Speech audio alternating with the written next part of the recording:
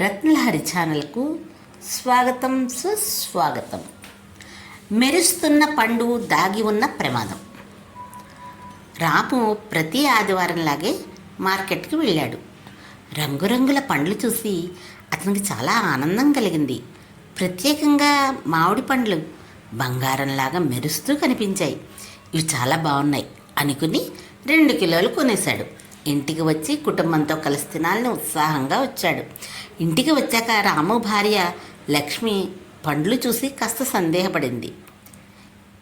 మామిడి సీజన్ రాకుండానే ఇంత త్వరగా ఇలా పూర్తిగా పసుపు రంగులో మామిడి పళ్ళు ఎలా వచ్చాయి అని అడిగింది. దానికి రాము నవ్వుతూ, ఇప్పుడంతా ఫాస్ట్ కాలం, అన్నీ త్వరగా వస్తాయి అన్నాడు. ఆ రోజు సాయంత్రం కుటుంబం మొత్తం ఆ పండ్లు తిన్నారు. మొదట రుచి బాగానే అనిపించింది, కానీ రాత్రి అయ్యేసరికి చిన్న కుమారుడు రాజు కడుపు నొప్పితో ఏడవడం మొదలుపెట్టాడు. లక్ష్మికి కూడా తలనొప్పి వచ్చింది.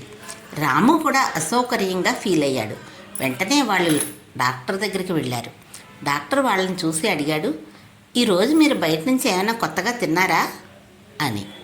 రాము మామిడి పండ్ల గురించి చెప్పాడు. దాంతో డాక్టర్ కొద్దిసేపు ఆలోచించి, చాలాసార్లు మార్కెట్లో పండ్లు సహజంగా పండవు. కొందరు వ్యాపారులు వాటిని త్వరగా అమ్మడానికి కాల్షియం కార్బైడ్ వంటి ప్రమాదకర రసాయనాలు వాడతారు. ఇవి ఆరోగ్యానికి హానికరం. సహజంగా పండే ప్రక్రియను అనుకరించడానికి ఇథిలీన్ వాయువు కూడా వాడతారు. కానీ ఇది సరైన విధంగా వాడకపోతే సమస్యలు వస్తాయి అని వివరించాడు. రాము ఆశ్చర్యపోయాడు. పండ్లు కూడా ఇలా ప్రమాదకరంగా ఉంటాయా అని అడిగాడు. డాక్టర్ నవ్వుతూ, అందుకే జాగ్రత్తగా కొనాలి. బయట చాలా అందంగా ఒకే రంగులో ఉన్న పండ్ల కంటే పండ్లు ఉంటే కొంచెం అనుమానంగా పెట్టుకోవాలి అని చెప్పాడు. ఆ రోజు తర్వాత రాము తన అలవాట్లు మార్చుకున్నాడు. మార్కెట్లో పండ్లు కొనేటప్పుడు వాసన చూసేవాడు. సహజంగా రంగులు ఉన్నాయా అని గమనించేవాడు.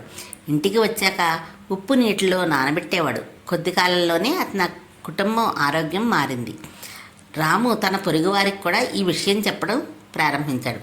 ఒకరోజు అతను తన పిల్లలకు చెప్పాడు, బంగారంలాగా మెరుస్తున్న ప్రతి పండు మంచిదే అనుకోవద్దు. సహజంగా వచ్చినదే నిజమైన ఆరోగ్యం ఇస్తుంది.